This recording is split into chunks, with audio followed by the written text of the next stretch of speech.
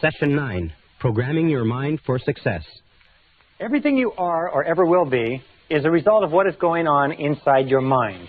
This is the most awesome concept that I've ever discovered, that anybody has ever discovered, that you can dramatically change the outer realities of your life by changing your inner attitudes of mind, as William James said. We talked earlier about the various laws, the law of belief, that your beliefs do become your realities, that you actually see the world in terms of what you believe to be true about it. Beliefs create the actual fact. As a man thinketh in his heart, or as a woman thinketh in her heart, so are they. We also know that law of correspondence says that your outer world will always correspond with your inner world. That means that there is something in your inner world that corresponds to everything in your outer world. The great Emmett Fox said this when he talked about the mental equivalent. He said that everything in your outer life has a mental equivalent in your inner life. Anything that you want to see different in your outer life, you must first provide the mental equivalent internally. And the law of attraction says that anything that you keep holding your mind on a continuing basis, you draw to you. That your dominant thoughts set up a force field of energy that draws into your life the people and circumstances that you need. I mention that because of this. Many people say, well, how will I get a better job or a better relationship? How will I find the information I need or get the education and so on? You don't have to worry about it. All you have to do is get it crystal clear in your mind, and you trigger into and get into the flow of these universal mental laws, and everything that you need will be brought to you exactly as you need it, exactly when you need it, and exactly in the form that you need it. Now, we're going to talk in this session. We talked about self-concept before. We said that your self-concept is that bundle of beliefs inside that determines everything that happens to you.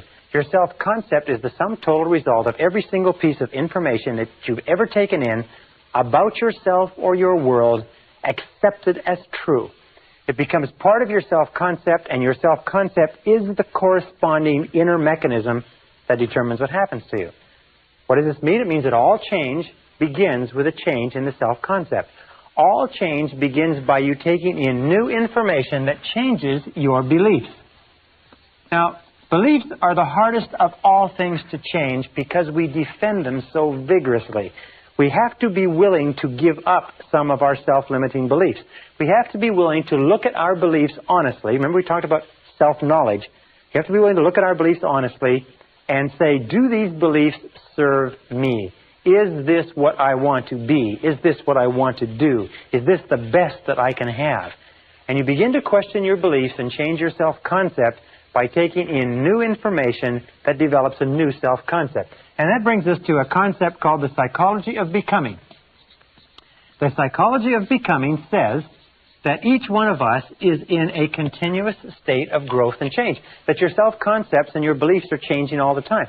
For instance, when you were a child, you believed one set of things about the adult world. When you were a teenager, another. When you were in your early 20s, you believed another. And as we grow and evolve, we change our beliefs and our self-concept. We change our self-image. We change the way we see the world. So we're in this process of becoming all the time. It's going on. It's almost like this. It's like a tumbleweed. Is that you are evolving and changing and growing all the time, but always in the direction of your dominant goals. Always in the direction of what you are thinking about the most intensely at the time. For instance, an alcoholic or a drug addict is also evolving and changing in the direction of his or her dominant goals because that's what they think about all the time. And if you want to evolve and grow rapidly, you have to make those goals clear, you have to make them sharp, you have to make them intense, and you have to dwell on them all the time. Sometimes you see people who are very successful at an early age, but you'll find that those people had an obsession, a total preoccupation with a particular area or field for a long time, whereas other people who may be much older have never had an intense feeling or have never dwelled on anything they want to accomplish. Now, there's two obstacles to this psychology of becoming. Number one is called homeostasis. Now, homeostasis is the desire for consistency. It is a natural desire within the human mind to stay constant with what has happened in the past. If you like, we like to maintain the status quo. These are the people who say that's the way we've always done it, this is the way we do it around here, etc., etc. You must watch out for homeostasis because what it does is it causes your thinking to become rigid and inflexible. And the other is called psychosclerosis. Psychosclerosis is simply a hardening of the attitudes. A hardening of the attitudes. People with psychosclerosis develop what is called fixed ideas. Fixed ideas lead to rigidity and an unwillingness to change. Both of these lead to getting stuck in the comfort zone. Remember, the natural tendency of all human behavior is for you to start doing something in a certain way and then get stuck in a comfort zone. You get stuck in a comfort zone in a relationship, even if you're not happy, in a job, even if you're not satisfied, with a particular level of income, even if it's not enough. You have to fight the comfort zone because the comfort zone very soon becomes a rut. And they say that a rut becomes a grave. And the only difference between a rut and a grave is the depth. Or another way that it's been put is that a grave is simply a rut, or a rut is simply a grave with the ends kicked out. So be very alert to that, because the great majority of people in our society tend and evolve naturally to get into a comfort zone, to become very rigid defenders of the status quo, to become very hardened in their attitudes. They get into this comfort zone, they fall into this rut, and even if it would be good for them, they don't change. Now, this leads us to the two great powers that control everything that happens to you. And the first power is the power of love. The power of love is the power that shapes your personality and shapes your destiny. The power of love simply says that everything that we do is either to get love or to compensate for the lack of love. We said earlier that children's entire personality is formed by the quality and quantity of love that they get, and that all adult problems are as the result of love withheld. Love withheld from our parents, and perhaps love withheld from people when we grow up. The other power is the power of suggestion. Now, the power of suggestion works on us all of our lives. The power of suggestion is extremely strong. What it does is it begins working on us almost from the time that we're born, sometimes from before birth, and the power of suggestion shapes us. It means that every single thought you think, everything you hear, everything that you see, touch, taste, or smell, everything that affects you in any way has an effect on your personality. We say it this way. We say everything counts. Everything counts, and especially when you become an adult, remember that everything counts. Now, the average adult in America watches 20 to 25 hours of television every week. The average senior citizen watches about 7 hours of television. Average child watches 3 or 4 hours of television per day. Do you know that the average chief executive officer of major American corporations watches less than 5 hours per week? Now, let me ask you a very simple question. Do you think there's a correlation between the number of hours that a person watches television and how successful they are in life? Do you think that the suggestive influences, books, magazines, tapes, courses, seminars, people, television programs, and so on, that you watch, listen to, read, associate with on an ongoing basis, do you think these suggestive influences are having any effect on your future? Let me just put it this way. Everything does count. And you have to ask yourself this question. I learned this many years ago. Is ask yourself this question: what is it that you want in life? Once you've asked yourself what it is you want in life, then you can look around your world and you can determine what is right for you and what is wrong for you. What does that mean? It means that everything that moves you toward what you want is right, and everything that moves you away from what you want is wrong, but everything counts. Well, I have a good friend who goes on a diet on a regular basis. And every so often, I catch him eating cheesecake. And sometimes he's eating 2 pieces of cheesecake with lunch. And I say to him, I said, I thought you were on a diet. I said, I thought you only eat fresh fruits and vegetables and natural foods. And he says, sure. He said, well, I said, what about the cheesecake? He said, well, I don't count that. Do you know how many people sit at home and watch television 3 or 4 hours a night, who want to be successful, who read the comic strips and the sports pages, who read junky magazines or nothing at all, listen to the radio, don't do anything with their time or their minds. They say, but I want to be successful. I want to be more successful. I said, well, what about all these things that you're doing to waste your time? They said, well, I don't count that. But unfortunately, nature counts everything. So this brings us to some laws that I want to share with you. The first law is the law of habit. Now, these are also mental laws. The law of habit is very similar to the law of inertia. The law of inertia says that a body at rest tends to remain at rest unless acted upon by an outside force. It also says that a body in motion tends to remain in motion unless acted upon by an outside force. The law of habit says that in the absence of a specific decision on your part to change some aspect of your life, the natural tendency will be to go on the same way indefinitely. As a time management specialist once said, the more you do of what you're doing, the more you'll get of what you've got. So you have to look at what you've got and look at what you're doing and say, is this what you want?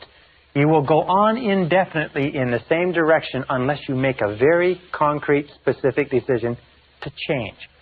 Also, there's another law. It's called the law of emotion. And by the way, before I get into the law of emotion, let me say this. That about 95% of everything that we do is by habit. That the only major difference between successful people and failures is that successful people have success habits and failures have failure habits. You've heard, for example, you've heard the old saying, early to bed and early to rise? They say, makes a man healthy, wealthy, and wise. Well, why is that? Why is it that so many successful people get up early in the morning? It's because they get a jump on the day. It's also because it forces them to go to bed earlier at night so they don't waste the evenings when they're the tiredest and least productive. So you find that over and over again, successful men and women are early to bed and early to rise. They have a success habit. Why is it that people don't go to bed early or don't get up early? Because they're too lazy, they're too undisciplined, they don't have goals that they want badly enough, they do not have success habits. 95% of your success is going to be determined by the type of habits you develop. And if you have good habits, you're going to be successful in spite of anything else. The law of emotion says simply this. It says that every decision that you make is based on emotion. Is that we used to say over and over again that people are 90% emotional and 10% logical. Well, one of the great discoveries that I've made in the course of my research is the discovery that we are 100% emotional, that we're not even 99% emotional. Every single decision we make is an emotional decision. If somebody says, well, it's the logical thing to do, what it simply means is they have more emotion invested in that, even though it sounds logical. The law of emotion says that every decision that we make is emotional, and it says this. It says that stronger emotion will dominate a weaker emotion. Stronger emotion dominates a weaker emotion. So whichever emotion is stronger will be the dominant emotion and will determine what you do.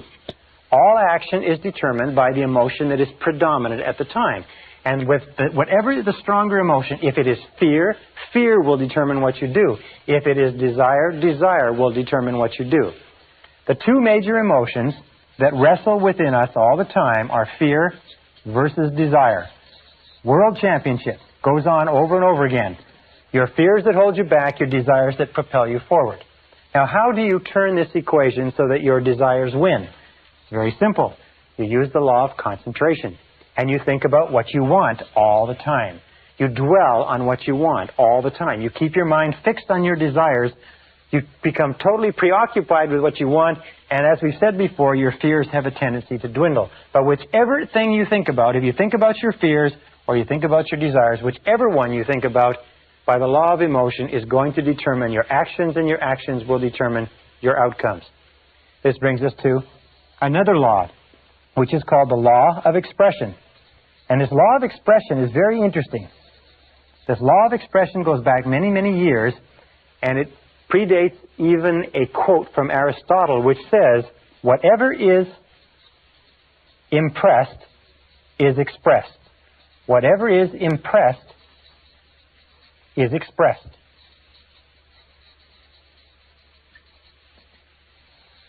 Whatever is impressed is expressed.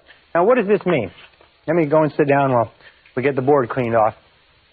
It means simply this, is that whatever is impressed into your psyche for any reason, and from whatever source, whatever is mixed with emotion and dropped into your self-concept will eventually be expressed as part of your personality, part of your reality. It says, in effect, that you see the world through your self-concept. You actually see your concept of the world. You do not believe what you see what you believe. Whatever has been impressed on your mind as a fact, or as a truth, or as a reality, will then be expressed in your reality, or expressed in your world, because that is what you will see. If you believe that a certain type of people are good, then you will see goodness in those people. If you believe that members of a particular political party are fools, then all members of that political party will appear foolish to you even the wisest and most intelligent. If you believe that there is opportunity everywhere, you will see opportunity everywhere. If you believe that you're in complete control of your own destiny, then you will see indications of that. If you believe that you are a popular, courageous, confident, influential person, then you will act in a manner consistent with it, and you will see it all around you. I was reading a very interesting story not long ago about a young man who came from poor beginnings and had no self-confidence at all, but was convinced by a fortune teller that he was the reincarnation of Napoleon Bonaparte. Wonderful story, true story too. And he began to believe that he was the reincarnation of Napoleon Bonaparte. And he went to the library and he studied Napoleon. He read all about Napoleon, and he began to walk and talk and act like Napoleon. He began to think like Napoleon. He began to imagine great plans like Napoleon would have imagined. He began to act with courage and confidence in the face of uncertainty as Napoleon would have. Over time, he became absolutely convinced that indeed this person who was shy and retiring was truly the reincarnation of Napoleon. And as he did, his career improved. He was promoted. He was advanced. He changed the way he dressed. He spoke more confidently. And by the time he found out that he had been misled by the fortune teller, he was already an extremely successful businessman. Very interesting. Whatever is impressed and accepted becomes expressed. And this brings us to another critical mental law. And it is this. It is what is called the law of reversibility. When I first learned about this law, I was so excited I wanted to wrap it up and tie it up and not tell anybody. This is the first time in any form that I've ever explained this law to other people. The law of reversibility says simply this, is that if you achieve a certain level of success, a certain level of health, a certain quality of relationships, then that quality of relationships will create a subjective state. A subjective state means a feeling or an emotional state. In other words, if you win a prize, you will feel like a winner. If you fall in love, you'll feel like a lover. If you succeed in business, you'll feel like a success.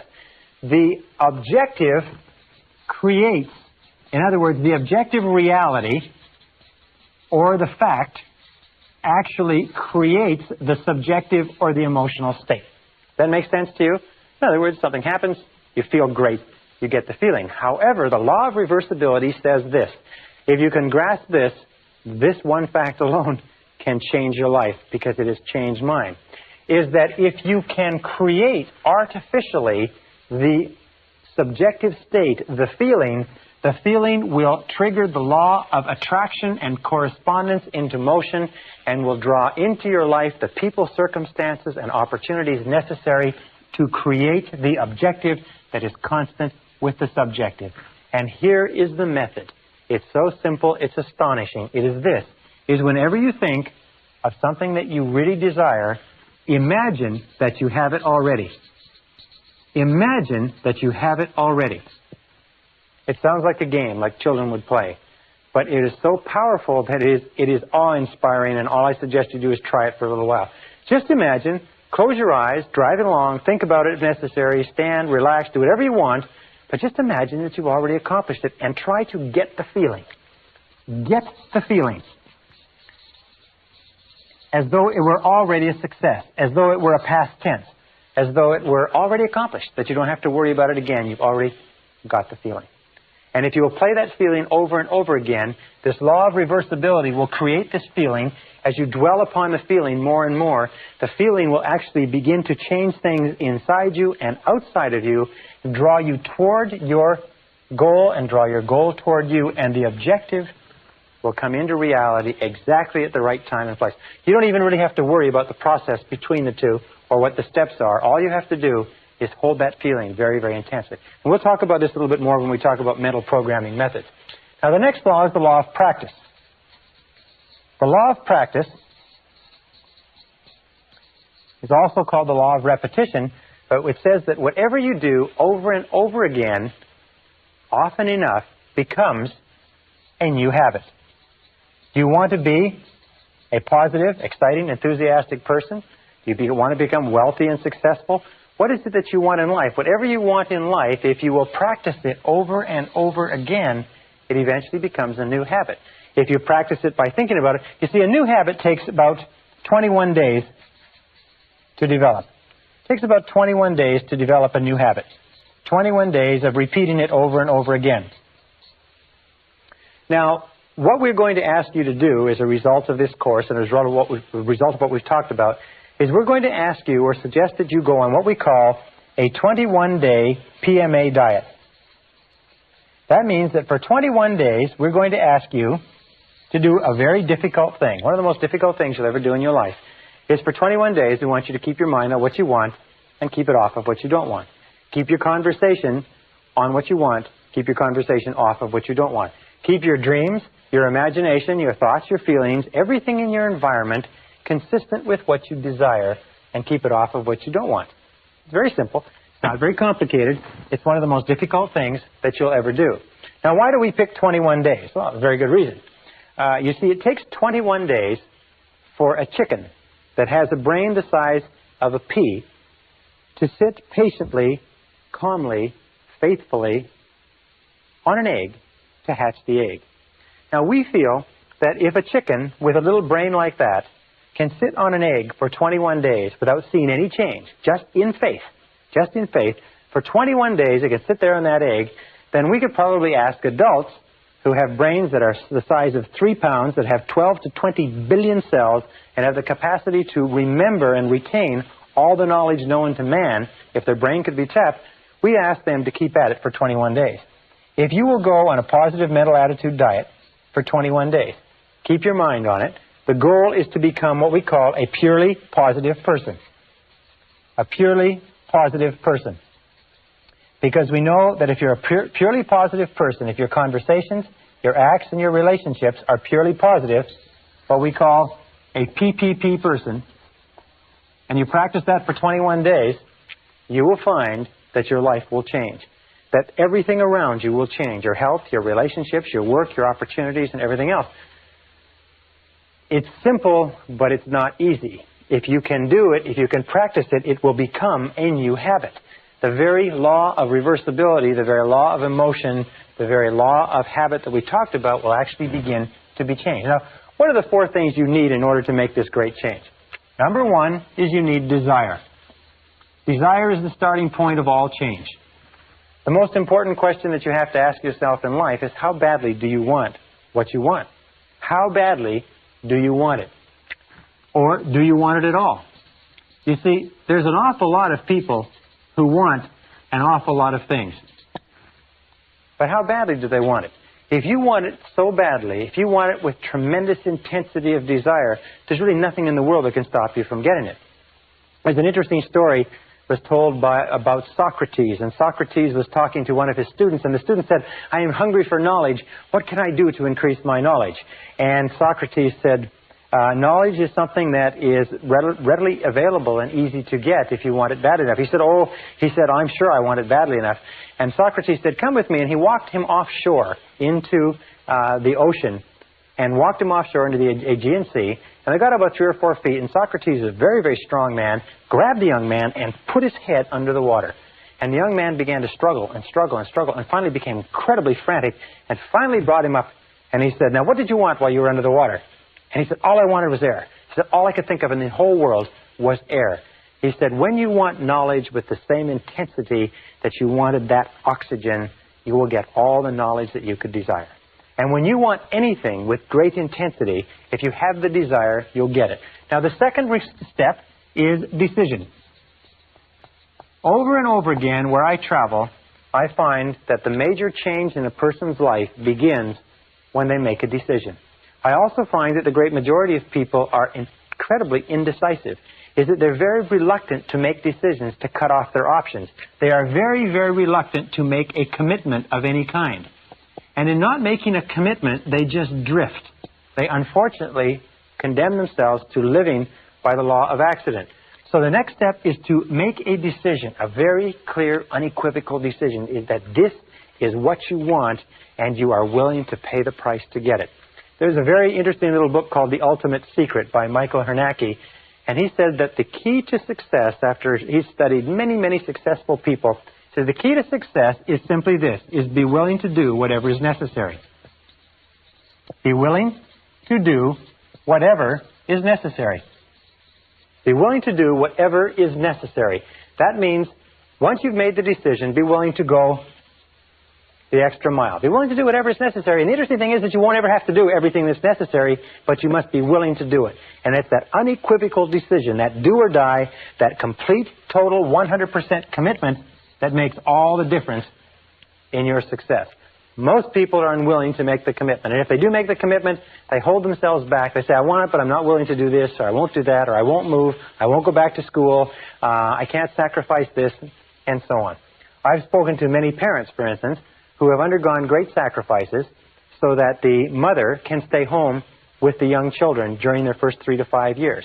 And people say, well, you're crazy, you need the money, you can't take trips, you don't have enough money to pay bills when you're not one or two people working. They say yes, but our decision is to give our children the finest grounding and the finest emotional basis possible. And we feel that the way to do it is for the mother to be home with the children. So they are willing to make the sacrifices. And of course, everybody has to make their decisions with regard to what sacrifices they want to make. The third is determination. Determination means to back your plan with, if you like, iron willpower. Again, every single study that I've looked at, and I've spent, in the course of my lifetime, I've spent almost 30,000 hours studying the subject of personal and corporate success, is that iron willpower is absolutely critical. Determination, the willingness to stick in when the going gets tough, the willingness to persist in the face of adversity. That kind of determination is absolutely critical to developing the new habit patterns of thought that will guarantee your success. And finally, discipline. This is my big favorite. It's usually the only place in this course where I mention this, but discipline is the master key to riches. Discipline is the master key to riches.